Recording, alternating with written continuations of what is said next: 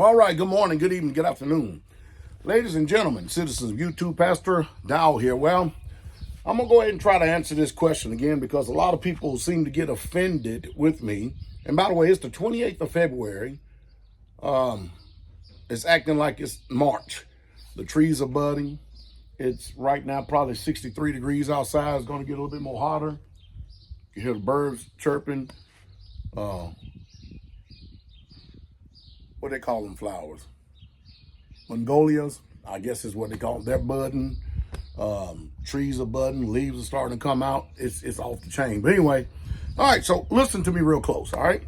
I don't mean to be offensive in any way, shape, fashion, or form, but I do know that ignorance will cause an offense. I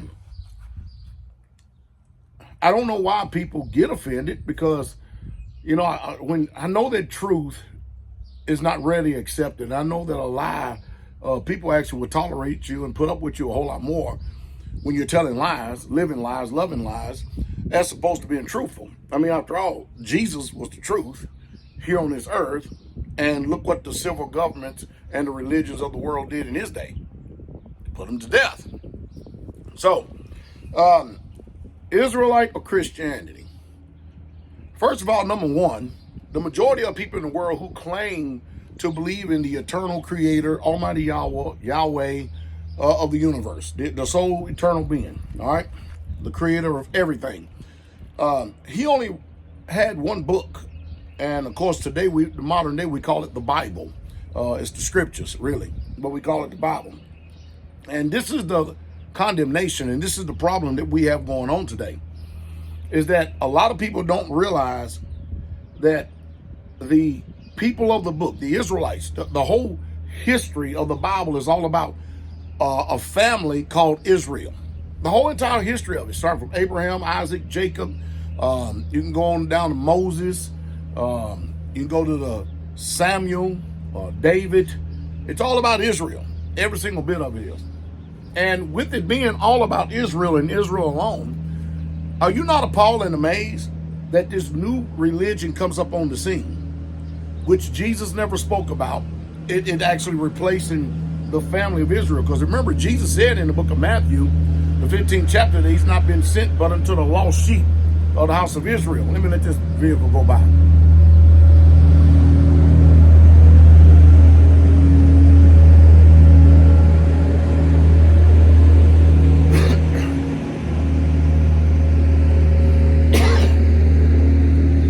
Said that he has not been sent but unto the lost sheep of the house of Israel. So I often ask Christians over and over again, where's the Bible for the Christians? Where are the instructions to show you how to do the religion of Christianity? Where are the commandments, the rules, and the guidelines? And they say, well, the Bible. I said, no, you're wrong again. Moses was an Israelite. It often tells us about the history of the children of Israel.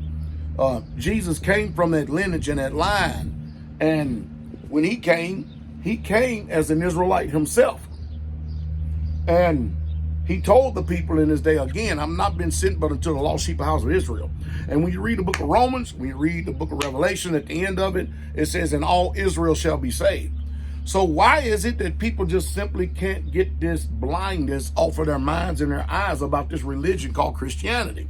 Because I know Christians. I used to be one a long, long time ago, a professing Christian, until the scales came off my eyes. And it's obvious.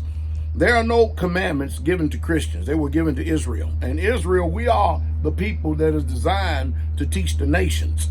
So if you're going to be a convert, a proselyte, a Yehudim, an Israelite, or any of that, if you're going to come over here and come over to following our laws, statutes, and commandments, you have to be Israel. And it appalls me how blind people are when they continue to keep saying, well, I'm a Christian. I'm going to tell you what you say you are when you say you're a Christian. You'll say that you're idolatrous. You say that the origin of Christianity, which came some 300 years after the Messiah's death, burial, and resurrection, you agree to idolatry. You agree to the changing of the Sabbath from the seventh day to the first day. You agree to not keep the commandments of Yah, and especially his set apart holy days, feast days, Moedims, that's what they're called. You choose to keep Easter, which is a pagan holiday, over the institution of unleavened bread and Passover. You choose to celebrate a fictitious make-believe being called Santa Claus, and as opposed to actually showing forth his death till he comes. Everything is diametrically opposed. And people still with vigor, oh, I'm a Christian, I'm a Christian. Jesus didn't come for no Christians. And when you read in the book, the three times out of the whole of the Bible, where, you know, here in America, they have the King James Version, which has 66 books. You have the Ethiopic version, which has 81 books. You have the Catholic version, I think, that has like 70 something with the Apocrypha and stuff. You have the original King James that consisted of the Old Testament, New Testament, and the Apocryphal books. But some way, somehow, about 400 years ago, somebody decided that they were just going to take out the Apocryphal books and just get rid of it. You know what I mean? And of course, now people just say, well, they're uninspired. But by whose omission? Who said that? You see, hardly anybody uses self-autonomy today to try to articulate with clarity and truth what the hell is really going on. And so there are a lot of things that you're making omissions to and you're agreeing to that's not even in that book whatsoever at all when you claim the religion of Christianity, because Jesus kept the Passover. Jesus kept the Sabbath. Matter of fact, it was his custom, according to Luke 4:16. There was his mannerism and his custom. It was the mannerism and the custom of the first century believers, assemblies. With the apostles, when you read it in the book of Acts, they kept the Shabbat. And even over in the book of Hebrews, it talks about keeping the Shabbat, keeping the Sabbath. And all throughout the book, it talks about keeping the commandments. When you claim to be a Christian, you claim to be lawless against the Bible because you don't believe you have to keep the commandments. You're not under any of those laws, but yet you're under the Christianity laws. It's just crazy what's going on today. And yet and still, people will go to their grave professing a religion that there are no rules, no guidelines, no instructions, no commandments given to it whatsoever at all, including that when they lay claim to Jesus. Excuse me. Paul warned and said that there will be some coming and preaching another Jesus, another Messiah, another Christ. And you bear with them, but don't believe them. Don't go with them. And so many people are deceived by Satan because Satan is the one who raised up Christianity. Again, it's only mentioned 3 times in the book, and it's written there in the English, but the words behind that word Christian, the definition behind the word Christian was simply a follower of Messiah or a disciple of Christ or a taught one. That's what it means. He didn't tell us to go out and make a whole brand new religion and replace Israel and practice replacement theology. Then you get this country over there raised up called Israel, and many people are so ignorant, they make the association thinking that just because that country is called Israel, they got to be the people of the book. Man, I tell you, it's just all nonsensical. And then you have, again, Christianity promoting that lie too as well. And then these people who come from the Caucasus Mountains, way up there in Khazari and stuff, they get transplanted from Russia and Germany, gets put into the land by the Balfour Agreement, by the United Nations in 1948 with Great Britain and the United States. They plant them in the land of Palestine. Now all of a sudden, these are the people who have got history here, but the Palestinians no different.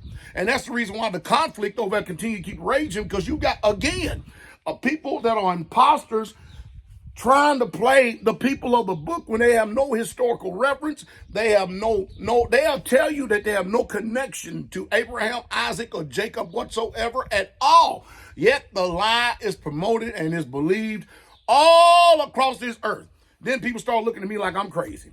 When you need to really truly just check out the things that I'm saying, see if it's so, to see who really truly is crazy. Go and see if did Moses give any commandments to Christians. Go see if Jesus gave any commandments to Christians.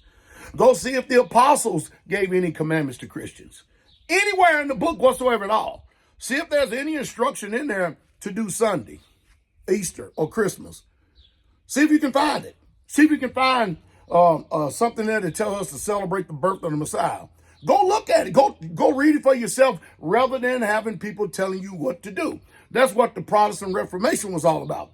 Rather than the Catholic Church telling everybody what to do and what to believe and slinging all this idolatry everywhere, how about we just go check it out for ourselves? And then they figured out that the just shall live by faith.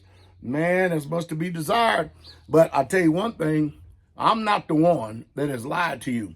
And I hope that I have not become your enemy, because Galatians 4:16 says, if I become your enemy, because I tell you the truth.